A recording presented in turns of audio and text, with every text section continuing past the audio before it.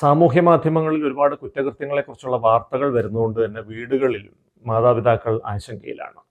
അവർ ചെയ്യേണ്ട ചില കാര്യങ്ങൾ: ഒന്ന്, ചെറുപ്രായം തൊട്ട് തന്നെ കുട്ടികളോടൊപ്പം 1 മണിക്കൂർ നേരം ചെലവഴിക്കുക. ഈ 1 മണിക്കൂർ കുട്ടികൾക്ക് പറയാനുള്ളത് ശ്രദ്ധാപൂർവം കേൾക്കേണ്ട സമയമാണ്. അവരുടെ ജീവിതത്തിൽ ഉണ്ടാകുന്ന ഓരോ സംഭവവും വ്യക്തമായി മനസ്സിലാക്കുക. എന്തെങ്കിലും അനാരോഗ്യകരമായ സ്വാധീനം അവിടെ സംഭവിച്ചിട്ടുണ്ടെങ്കിൽ കൃത്യമായിട്ട് തിരുത്തി തന്നെ മുന്നോട്ട് പോകണം. ജീവിതത്തിലെ വ്യത്യസ്തമായ അനുഭവങ്ങൾ കുട്ടികളുടെ മുൻപിൽ അനാവൃതമാക്കാൻ മാതാപിതാക്കൾ ശ്രദ്ധിക്കണം. എന്നും രാവിലെ തൊട്ട് ട്യൂഷന് വിടുന്നു, പിന്നെ സ്കൂളിൽ വിടുന്നു, പിന്നെ വീണ്ടും ട്യൂഷന് വിടുന്നു. ഇങ്ങനെ ആവർത്തന വിരസമായി ഒരേ റൂട്ടിലോടുന്ന വണ്ടി പോലെ ആകരുത് കുട്ടികളുടെ ജീവിതം. വ്യത്യസ്ത കളികൾ കളിക്കാൻ, വ്യത്യസ്ത ആളുകളുമായിട്ട് ഇടപെടാൻ, വ്യത്യസ്ത സാങ്കേതിക വിദ്യകൾ പഠിക്കാൻ, വ്യത്യസ്ത സ്ഥലങ്ങളിലേക്ക് സഞ്ചരിക്കാൻ, വ്യത്യസ്ത അനുഭവങ്ങൾ പഠിക്കാനൊക്കെ ഉള്ളൊരു അവസരം കുട്ടികൾക്ക് നൽകണം. ഇതുവഴി അവരുടെ തലച്ചോറിലെ കോശങ്ങൾ തമ്മിൽ പുതിയ പുതിയ ബന്ധങ്ങൾ രൂപീകരിക്കപ്പെടുകയും അവരുടെ മാനസിക സാമൂഹിക വികസനം ത്വരിതപ്പെടുകയും ചെയ്യും.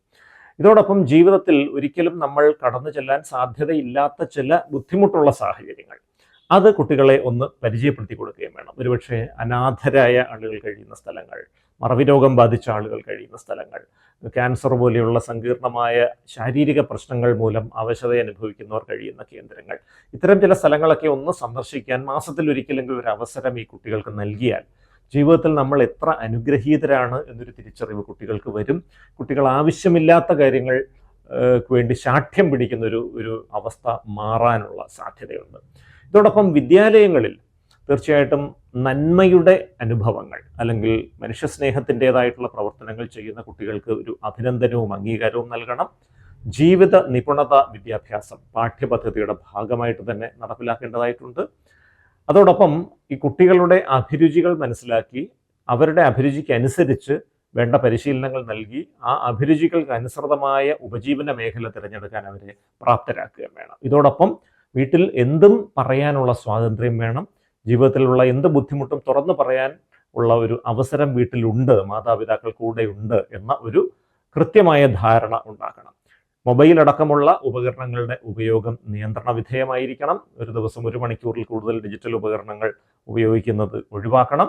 കുട്ടികളുടെ സോഷ്യൽ മീഡിയ ലൈഫ്, സാമൂഹ്യ മാധ്യമ ജീവിതം, അത് കൃത്യമായിട്ട് മാതാപിതാക്കൾ അറിഞ്ഞിരിക്കുകയും വേണം. നിങ്ങളുടെ കുട്ടികളുടെ സുഹൃത്തുക്കൾ ആരൊക്കെയാണെന്ന് അറിയണം. ആ സുഹൃത്തുക്കളുടെ മാതാപിതാക്കളുമായി ഒരു പരിചയമുണ്ടാകണം. അങ്ങനെയാണെങ്കിൽ ഈ സുഹൃത്ത് സംഘത്തിൽ എന്തെങ്കിലും ഒരു അനാരോഗ്യകരമായ പ്രവണത ദൃശ്യമായാൽ തുടക്കത്തിൽ തന്നെ നിങ്ങൾക്ക് അറിയാനും ഇടപെടാനും സാധിക്കും. വിദ്യാർത്ഥികളിൽ അക്രമ സ്വഭാവം കൂടുന്നതിന് 2-3 കാരണങ്ങളുണ്ട്. ഒന്ന്, ഈ മുതിർന്ന വ്യക്തികൾ തന്നെയാണ് അതിനുള്ള അവസരം ഒരുക്കുന്നത്. കുട്ടികളോടൊപ്പം സമയം ചെലവഴിക്കാനില്ലാത്ത മാതാപിതാക്കൾ, കുട്ടികൾക്ക് കളിക്കാനും കായിക വിനോദത്തിനും ഉള്ള സാഹചര്യം ഒരുക്കാതെ വരുന്ന മുതിർന്നവർ, ഇവരൊക്കെ തന്നെയാണ് ഈ വിത്ത് വിതയ്ക്കുന്നത് എന്ന് പറയാം. ഇതോടൊപ്പം തന്നെ ഇപ്പോൾ കഴിഞ്ഞ കുറേ നാളായിട്ട് ഈ ഡിജിറ്റൽ ഉപകരണങ്ങൾ ഒരുപാട് ഉപയോഗിക്കുന്ന മൂലം കുട്ടികളുടെ സ്വഭാവത്തിൽ ഒരുപാട് മാറ്റങ്ങൾ വരുന്നുണ്ട്. അമിതമായ ഡിജിറ്റൽ ഉപയോഗം മറ്റുള്ളവരിൽ നിന്നും അകന്നു മാറാനും ഒരു സാമൂഹിക വിച്ഛേദനത്തിലേക്ക് പോകാനും കുട്ടികളെ പ്രേരിപ്പിക്കുന്നു. ഇതോടൊപ്പം തന്നെ ഈ ഡിജിറ്റൽ വിപ്ലവം വ്യാപകമായതോടെ മനസ്സിൽ തോന്നുന്ന ആഗ്രഹങ്ങളെല്ലാം നിമിഷാർത്ഥം കൊണ്ട് സാധിക്കുന്നൊരവസ്ഥയുണ്ട്. അതുകൊണ്ട് തന്നെ മനസ്സിൽ തോന്നുന്നൊരു ആഗ്രഹം നടപ്പിലാകാതെ വരാമെന്ന സാധ്യതയുമായിട്ട് പൊരുത്തപ്പെടാൻ കുട്ടികൾക്ക് കഴിയുന്നില്ല. ആഗ്രഹത്തിന് നോ എന്ന് എവിടുന്നെങ്കിലും ഒരു പ്രതികരണം വന്നാൽ എടുത്തുചാടിയുള്ള അക്രമ പ്രവണതയിലേക്ക് കുട്ടികൾ പോവുകയാണ്. അതോടൊപ്പം തന്നെ നമ്മുടെ മാധ്യമങ്ങൾ, ചലച്ചിത്രങ്ങളടക്കമുള്ള മാധ്യമങ്ങൾ വരുന്ന പരിധിവിട്ട അക്രമങ്ങളുടെ രംഗങ്ങളും കുട്ടികളെ തീർച്ചയായിട്ടും സ്വാധീനിക്കുന്നുണ്ട്. ഇതിനോടൊപ്പം ലഹരി വസ്തുക്കളുടെ ഉപയോഗം, ലഹരി വസ്തുക്കൾ പ്രത്യേകിച്ച് രാസലഹരികളൊക്കെ ഉപയോഗിക്കുമ്പോൾ നമ്മുടെ തലച്ചോറിൻ്റെ ആത്മനിയന്ത്രണത്തിൻ്റെ കേന്ദ്രത്തിൻ്റെ പ്രവർത്തനം തകരാറിലാവുന്നു. നമ്മുടെ സെൽഫ് കൺട്രോൾ നഷ്ടപ്പെടുന്നു. മനസ്സിൽ തോന്നുന്ന എന്ത് മൃഗീയമായ ചോദനയും പരിപൂർണമായ അക്രമ വാസനയോടെ നടപ്പിലാക്കുന്ന അവസ്ഥയിലേക്ക് കാര്യങ്ങൾ എത്തിച്ചേരുന്നു. നിങ്ങളുടെ വീട്ടിൽ നിങ്ങളുടെ കുട്ടി ലഹരി ഉപയോഗിക്കുന്നുവെങ്കിൽ അത് തിരിച്ചറിയാൻ ചില ലക്ഷണങ്ങളുണ്ട്. ഇത്രയും നാളും നന്നായി നിങ്ങളോടെല്ലാം ഇടപെട്ടിരുന്ന കുട്ടി ഉൾവലിയുന്നു, മുറിക്കുള്ളിൽ ദീർഘനേരം അടച്ചിരിക്കുന്നു, ശബ്ദങ്ങളോട് അസഹിഷ്ണുത പ്രകടിപ്പിക്കുന്നു, കൃത്യസമയത്ത് ഭക്ഷണം കഴിക്കാൻ വരുന്നില്ല, കൃത്യമായി ഉറങ്ങുന്നില്ല, പകൽ സമയത്ത് ഒരുപക്ഷെ കിടന്ന് ഉറങ്ങിപ്പോകുന്നു, ശരീരം വല്ലാതെ ക്ഷീണിച്ചു വരുന്നു, ശരീരത്തിന് പല ഭാഗത്തും മുറിപ്പാടുകൾ പ്രകടമാകുന്നു, വളരെ ശാന്ത സ്വഭാവമുള്ള കുട്ടി പെട്ടെന്ന് പൊട്ടിത്തെറിക്കുന്നു, ആ ദേഷ്യം വന്നാൽ സാധനങ്ങൾ തല്ലി തകർക്കുന്ന തരത്തിലേക്ക് അല്ലെങ്കിൽ ആളുകളെ ആക്രമിക്കുന്ന തരത്തിലേക്ക് ആ ദേഷ്യം മുന്നോട്ട് പോകുന്നു. ഇതോടൊപ്പം തന്നെ കുട്ടികൾ തൻ്റെ സുഹൃത്തുക്കൾ ആരൊക്കെയാണെന്ന് വെളിപ്പെടുത്തുന്നില്ല. പ്രായത്തിന് അനുയോജ്യമല്ലാത്ത മുതിർന്ന കുറേ സുഹൃത്തുക്കൾ രംഗപ്രവേശം ചെയ്യുന്നു. അവരുടെ വിശദാംശങ്ങൾ പറയുന്നില്ല, എവിടെ പോകുന്നു എന്ന് വെളിപ്പെടുത്തുന്നില്ല. പെട്ടെന്ന് പഠനത്തിൽ പിന്നാക്കാവസ്ഥ വരുന്നു. ഇതൊക്കെയാണ് ഒരുപക്ഷെ നിങ്ങളുടെ കുട്ടികൾ ലഹരി ഉപയോഗിക്കുകയാണ് എന്ന സൂചന നൽകുന്ന ചില ലക്ഷണങ്ങൾ. ഈ പറഞ്ഞതെല്ലാം മറ്റു പല അവസ്ഥകളിലും ഉണ്ടാകാം. ഈ പറഞ്ഞ ലക്ഷണങ്ങളുള്ള എല്ലാ കുട്ടികളും ലഹരി ഉപയോഗിക്കണമെന്ന് നിർബന്ധമില്ല. പക്ഷേ കുട്ടിയുടെ മാനസിക ആരോഗ്യം അത്ര നല്ല ദിശയിലല്ല എന്ന് ഈ ലക്ഷണങ്ങളിൽ നിന്ന് മനസ്സിലാവുന്നു. അതിനുള്ള ഒരു കാരണം ലഹരി ഉപയോഗമാകാം. ഇത്തരം കുട്ടികളെ തീർച്ചയായിട്ടും മാതാപിതാക്കൾ വിളിച്ചിരുത്തി മനസ്സ് തുറന്ന് സംസാരിക്കാനുള്ളൊരു അവസരം അവർക്ക് കൊടുക്കുകയും അവരുടെ ജീവിതത്തിലുള്ള പ്രശ്നങ്ങൾ, പ്രതിസന്ധികൾ എന്താണെന്ന് തിരിച്ചറിഞ്ഞ് അതിന് വേണ്ട മാർഗനിർദ്ദേശങ്ങൾ നൽകാൻ തയ്യാറാവുകയും വേണം. വിദ്യാലയങ്ങളിൽ പലപ്പോഴും തീവ്രമായൊരു മത്സരബുദ്ധിയിൽ അധിഷ്ഠിതമായൊരു വിദ്യാഭ്യാസ സമ്പ്രദായമാണ് നിലനിൽക്കുന്നത്. പരീക്ഷകളിൽ 1ാം റാങ്ക് കിട്ടുക, അല്ലെങ്കിൽ കലാകായിക മത്സരങ്ങളിൽ 1ാം റാങ്ക് കിട്ടുക, 1ാം സ്ഥാനം കിട്ടുക. അപ്പോൾ ഈ 1ാം സ്ഥാനത്തിന് വലിയ പ്രസക്തിയാണ് കൊടുക്കുന്നത്. എന്നാൽ ഒരു റോഡ് ക്രോസ് ചെയ്യാൻ കഴിയാതെ ബുദ്ധിമുട്ടിയ, കണ്ണ് കാണാത്തൊരു വ്യക്തിയെ റോഡ് ക്രോസ് ചെയ്യാൻ സഹായിച്ചതിൻ്റെ പേരിൽ എന്തെങ്കിലും തരത്തിലുള്ളൊരു അഭിനന്ദനമോ അംഗീകാരമോ വിദ്യാലയങ്ങളിൽ കുട്ടികൾക്ക് കൊടുത്തതായിട്ട് കേട്ട് കഴിവില്ല അടുത്ത കാലത്തെങ്കിലും.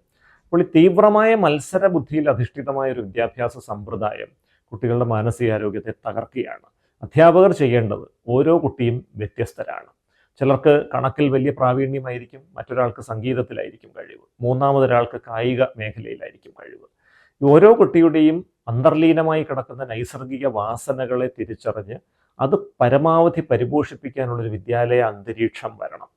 ആ കഴിവുകളെ പരമാവധി വളർത്തിയെടുക്കാനുള്ള ഒരു മാർഗനിർദ്ദേശവും സഹായവുമാണ് രക്ഷിതാക്കളിൽ നിന്നും അധ്യാപകരിൽ നിന്നും ഒരുപോലെ പ്രതീക്ഷിക്കുന്നത്.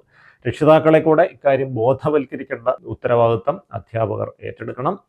ഇതോടൊപ്പം തന്നെ കുട്ടികൾക്ക് എന്തെങ്കിലും ഒരു പ്രയാസം വന്നാൽ അത് തുറന്ന് സംസാരിക്കാൻ അധ്യാപകർ തയ്യാറാകണം.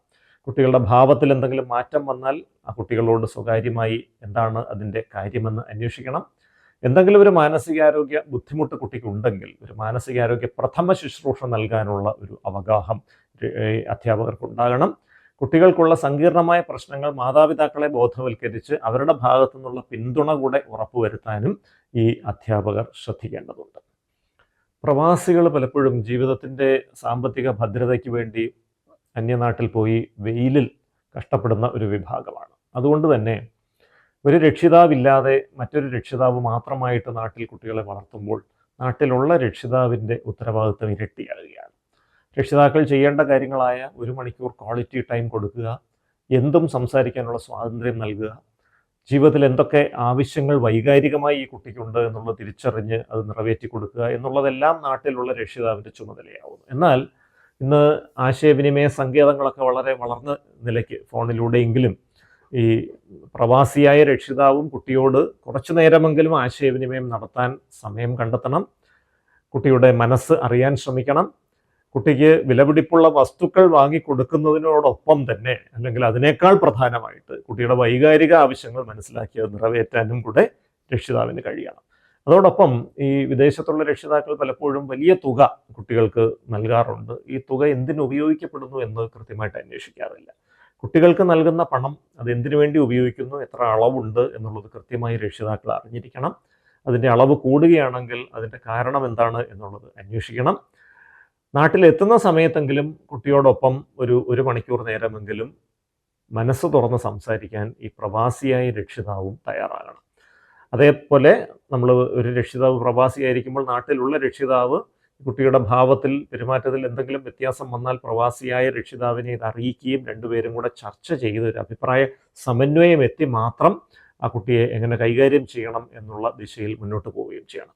എന്തെങ്കിലും ഗൗരവ സ്വഭാവമുള്ള മാനസികാരോഗ്യ പ്രശ്നങ്ങൾ കുട്ടികളിൽ കണ്ടാൽ എത്രയും പെട്ടെന്നൊരു മാനസികാരോഗ്യ വിദഗ്ധനെ കണ്ട് കൃത്യമായി ചികിത്സയെടുത്ത് ചികിത്സയിലൂടെ അത് പരിഹരിച്ച് മുന്നോട്ട് പോകാനും ശ്രദ്ധിക്കണം.